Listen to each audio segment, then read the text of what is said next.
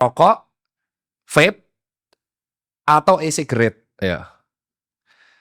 Ini jawabnya agak dangerous ya. Tapi aku minta moga-moga teman-teman bisa mengerti ini semua dokter. Orang pecandu rokok, dia tuh addicted. Dia akan addicted sama efeknya nikotin. Karena nikotinnya itu memang nyandu untuk fokusnya. Jadi dia tuh bisa teng gitu, bisa kayak, ya karena nikotin itu kayak kafein. Orang yang sudah addicted sama Americano gak akan bisa lepas sama Americano. That's it. Ini boleh gue tanya lagi ya di tengah-tengah ini, karena ini menurut gue ada yang gue penasaran banget.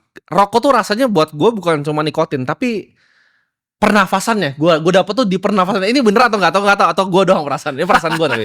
Gue belum pernah nanya orang, gue belum pernah konfirmasi. Ya karena gue ngerasa kopi nih, Pak Anasnya rokok, wah tenang, fokus. Karena itu efeknya nikotin, Mbak.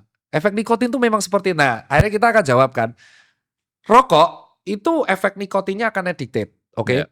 Nah lucunya karena kita di Asia Tenggara, memang betul ada beberapa orang yang genetiknya tuh tahan asap rokok. Oke. Itu menjawab pertanyaan sebelum ada yang bantah, yang kakung saya ngerokok hidup-hidup aja. Ya betul, karena di dunia ini kita ada genetik yang memang dia bisa tahan seperti itu. Oh, oke. Nah itu menjawab dulu. Terus kedua, Brian Johnson bilang apakah rokok itu mengurangi 12 tahun? Kita nggak bisa tahu ya, kurang 12 itu terlalu ekstrim ya. Yeah. Tapi kita tuh tidak punya organ di dalam tubuh yang bisa mengolah asap rokok. Jadi benar-benar tergantung apes-apesan. Kalau ternyata organ tubuhmu nggak tahan sama asap rokok, ya akhirnya pembuluh darah jadi keras, jadinya pernafasannya terganggu, dan akhirnya dia menjadi tensinya naik, Dejit. Oke. Clear ya? Tapi kalau ternyata genetiknya tahan, dia beruntung, dia bisa sampai 100 tahun. Oke. Nah itu yang rokok. Nah rokok zaman dulu sama sekarang itu berbeda. Ya sekarang sudah ada rasa-rasanya. Bukan hanya ada nikotin dan tembakau tok, bukan hanya cengkeh, tapi sekarang ada perasanya, ada, dan itu membuat tambah dangerous. Nah akhirnya orang kan akan membuat solusi gimana orang berhenti merokok. Maka ada teknologi, ini awal sejarahnya. Mereka membuat e-cigarette dengan bertujuan, orang-orang yang berhenti rokok ini kan kecanduan nikotin. Yuk kita buat e-cigarette biar seperti closing dose. Jadi nikotinnya bisa dikontrol kan dengan e-cigarette. Jadi addicted-nya nanti bisa jadi 0 kayak metadon lah kalau rehab. E-cigarette ini malah menjadi addicted yang baru. Lebih parah malah. Lebih parah ditambah dengan vape. Nah yang lucu adalah kenapa kok tiga-tiganya berbahaya? Karena penelitian selama 50 tahun terakhir itu baru meneliti soal rokok. Kita tuh belum tahu endingnya e-cigarette sama vape nih kayak baru kan soalnya. Iya, makanya baru viral sekarang. Karena setidaknya kalau aku sebagai dokter, kalau kamu ngerokok, aku udah tahu endingnya mau kemana nih. Kalau nggak bronkitis kronik, pasti penyakit itu baru banget kan. Itu bahkan belum 20 tahun kan. Iya, makanya kan aku bilang, kalau ada orang ngerokok, aku selalu bilang, kalau kamu ngerokok, setidaknya aku tahu endingmu akan kemana. Kalau nggak bronkitis kronis, pasti akan ada penyempitan pembuluh darah di jantung atau tensinya naik.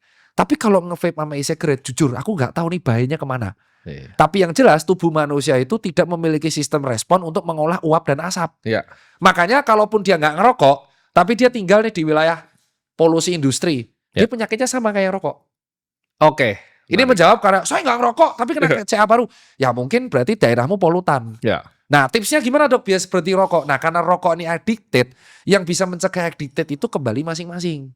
Nggak bisa tuh dokter bilang, Timothy, ini rokok berbahaya, berhenti ngerokok. Tak jamin, itu berarti taruhan potong telinga, dia tidak akan berhenti rokok. Kamu nggak akan berhenti rokok. Yang bisa membuat orang berhenti rokok tuh niat dari saya. Aku tuh 17 tahun ngerokok. Makanya aku bisa bacot kayak gini. Tapi sekarang berhenti total? 2 tahun aku berhenti total. Aku baru dari 2000. Ada sekali-sekali nggak kayak lagi pengen banget gitu? Nggak bisa. Nggak bisa. Jadi aku tuh ngerokok dari SMP kelas 2.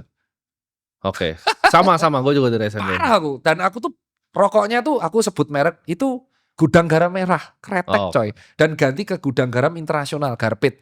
Di Indonesia. Dan itu baru berhenti 2022 gara-gara aku mau ikut maraton. Aku check upku hancur. Jelek banget medical check up-nya. Wah hancur banget. Dan aku di situ bingung. Padahal aku udah lari, aku udah sepeda kok medical check up-ku hancur. Akhirnya aku stop rokok dan tersisa sampai sekarang. Jadi aku tuh kalau lari di atas 15 kilo, heart rate-ku tiba-tiba naik. Gak bisa kayak orang-orang normal. Nah itu yang membuat akhirnya efek rokoknya ketinggalan, tapi aku bisa berhenti karena niat itu. Wah medical check up-ku hancur. Dari situ aku bisa mengambil kesimpulan. Aku tanya teman-temanku yang juga berhenti merokok. Mereka berhenti merokok itu bukan karena desakan orang lain. Mereka berhenti ya karena pengen berhenti. Jadi selama kamu gak pengen berhenti nih tim, ya kamu gak akan berhenti. Kamu gak akan berguna tuh dengerin ceramah Tirta, ceramah dokter jantung, gak akan. Dan dokter yang merokok itu, aku bisa ngomong, itu juga ada dan banyak. Oh banyak. Kalau dokter yang merokok pasti banyak. Banyak. Jadi dokter-dokter jantung yang kesel di medsos itu sebenarnya bisa jadi kesel sama temannya juga. Makanya dia ngelampiasin di medsos. Jadi maafkan kalau teman-temanku dokter jantung tuh kadang marah-marah soal perokok. Karena mungkin sejawatnya juga ada yang rokok. Jadi orang berhenti ngerokok tuh karena kesadaran masing-masing. Dan kamu ngerokok masih putih kan? Iya. Ada yang sana masih kretek. Ya itu. Nah tapi kalau dijawab. Tapi itu preferensi kan? Sebenarnya? Preferensi. Ada bahaya di mana e-cigarette atau vape? Aku masih jawab, aku nggak tahu sejauh apa bahayanya mereka berdua. Karena kalau yang gue tahu dari e-cigarette ya, teman gue yang misalnya e-cigarette itu mereka lebih banyak dari ngerokok sih. Karena kayak gini, kadang main ke rumah orang nih. Kalau e-cigarette sekarang udah dibakar nih Mas ini. Iya benar. Oh iya benar ya. Mereka lagi berak dibakar. Benar. Tapi kalau rokok kan harus keluar dulu kan. Iya kan ada yang boleh kan. Kalau misalnya di rumah gue sih ya ngerokok silakan gitu. Iya. Tapi kalau misalnya mereka ke rumah orang lain kan nggak bisa ngerokok kan mereka. Iya betul. Tapi kalau e-cigarette banyak boleh.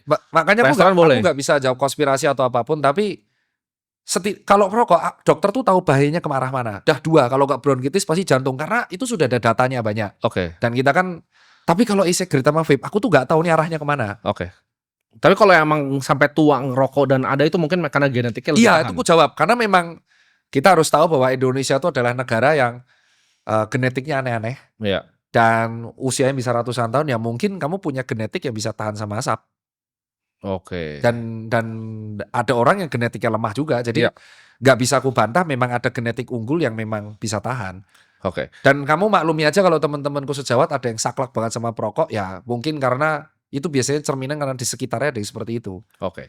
Nah ini gue pengen bahas tentang olahraga. Karena kita udah bahas tidur tadi, makan sama olahraga nih. Ya itu kan sayap suci buat event lari. Nah olahraga ini gue punya problem. Kalau ini pribadi gue ini, makanya gue pengen tanya sama dokternya langsung nih. Gue itu kalau olahraga, gue kalau melakukan sesuatu yang repetitif dan boring, gue tuh otak gue nggak kuat. Contohnya seperti lari, seperti dulu zaman gue basket kan emang harus latihan lari kan, 5 kilo lah di sini kan gue muter. Terus nge-gym itu gue nggak kuat tuh. Jadi gue yang menurut gue hal yang olahraga yang bodoh menurut gue yang kayak cuman repetitif, gue tuh nggak bisa. Tapi kalau lu suruh gue main basket, gue suka. Karena kayak ada lawannya. Tapi basket di sekarang gue udah gak punya temen kayak banyak kayak dulu lagi kan. Jadi gak mungkin bisa kayak rutin basket tiap hari Jumat atau Rabu gak bisa. Jadi gue tuh basically gue bingung nih olahraga apa yang harus dilakukan atau paksa aja. Tenis. Oh itu raket gue kurang suka juga tuh raket. Nah, ini mirip sama beberapa case orang sih. Ya tapi aku tanya, Sayap Suci kemarin buat event lari sukses kan? Sukses. Mereka anak-anaknya gila-gila lari, mereka mau gila-gila lari. Ya emang, makanya kan jadi gini, yang kamu suka itu namanya sport. Sementara yang kalau kita bahas lari dan cycling sama nge-gym itu exercise. Oke, gini deh, gue pengen nanya gini, biar lebih gampang. Exercise apa yang bisa dilakukan sampai ibaratnya gue tua? Karena gini, menurut gue kayak dokter Tita kan lebih ekstrim kan, bisa naik-naik gunung kan. Iya. Gue tuh naik gunung kemarin pos 1 udah ngerokok terus gue minta turun balik. Gue pasti gak kuat. Itu sulit sekali teman-teman. Itu pasti sulit sekali. Kalau lu kan bisa sampai begitu kan. Maksudnya apakah itu sustainable dok untuk lu sampai kayak umur 50 begitu? Sustain bisa. Dan sampai 60 gitu. Misal lu mau tetap exercise sampai 60? Iya. Masih tetap naik gunung kah? Masih. Lutut masih kuat kah semua? Masih. Bisa itu? Masih bisa. Karena gini Tim, kamu kan aku memaklumi kamu nggak suka sport. Karena aku akan bicara fakta, di usiamu dulu aku lagi suka cari uang. Iya. Dan aku tuh benci melakukan hal produktif, bener. Jadi aku cuma nge-gym tuh dulu member 2 bulan, 3 bulan dan selesai. Menurutku kenapa kamu lagi bosen? Ya karena kamu belum fasenya untuk merasakan hal itu. Semua yang seumuran lu bilangnya gitu. Lu tunggu aja lu. Ya, tapi kalau kamu pengen mencoba hal yang asik buat dirimu, aku justru menyarankan hal paling unik. Kamu tuh menurutku yang cocok sama kamu tuh yoga, bro. Yoga?